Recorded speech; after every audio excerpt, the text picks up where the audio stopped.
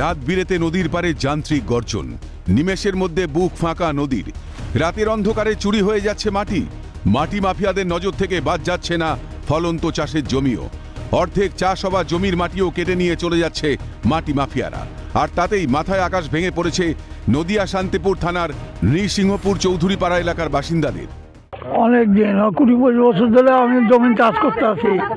সেই জমিনে মাটি কেটে নিয়ে যায়, ফসল সময়তে মাটি কেটে নিয়ে যায়।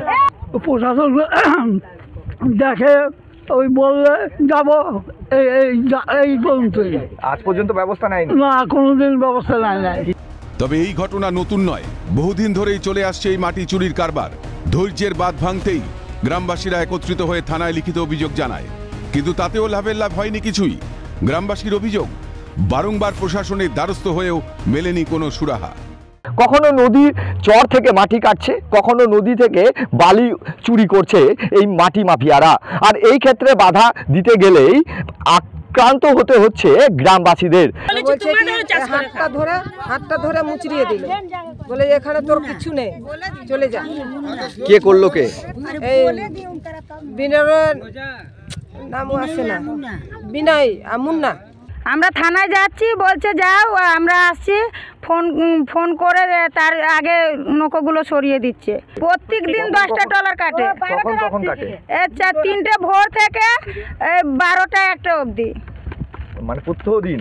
হ্যাঁ, প্রত্যেক দিন। এলাকায় মাটি চুরি হয়ে যাচ্ছে, কিছুই জানে না প্রশাসন থেকে জনপ্রতিনিধিরা। এখানেও নাম জড়িয়েছে এলাকারই তৃণমূল প্রধানের। গ্রামবাসীদের অভিযোগ, এলাকা তৃণমূল প্রধানের অঙ্গুলি হেলনেই চলছে গোটা প্রক্রিয়া। তার দাপটেই নিশ্চুপ প্রশাসনও। এই জায়গায় দাঁড়িয়ে বারংবার যে অভিযোগ উঠছে যে পঞ্চায়েত প্রধান যিনি রয়েছেন, সেই পঞ্চায়েত প্রধানের নেতৃত্বেই চলছে মাটি কাটার কাজ। আর সেই রমরমিয়ে মাটি কাটার ফলেই কিন্তু ক্ষতিগ্রস্ত হচ্ছে কৃষিমহল।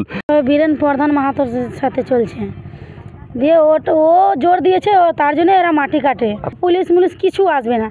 ওই যে বিশ্বস্বর আছে, ওই বিশ্বস্বর কাছে যদি খবর যায় যে আমরা যাব চৌধুরী পাড়ায়, তা না আসবে না, এতে এরকম ঝামেলা হয়েছে, থাক, কিছু করতে হবে না, আমি দেখছি।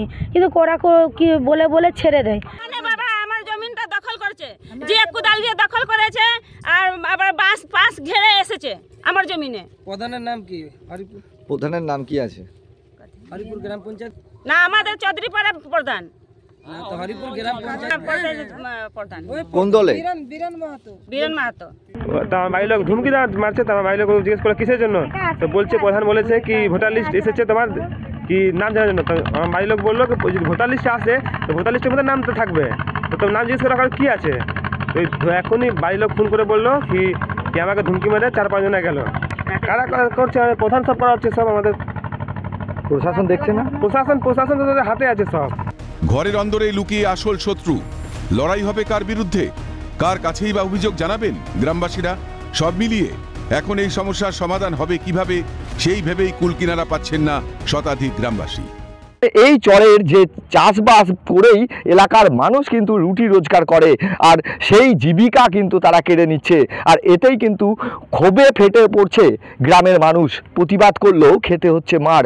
প্রশাসনের কাছে গেলেও কোনো সুরাহা পাচ্ছে না। নদিয়া থেকে প্রসেনজিৎ বিশ্বাস, ক্যালকাটা নিউজ।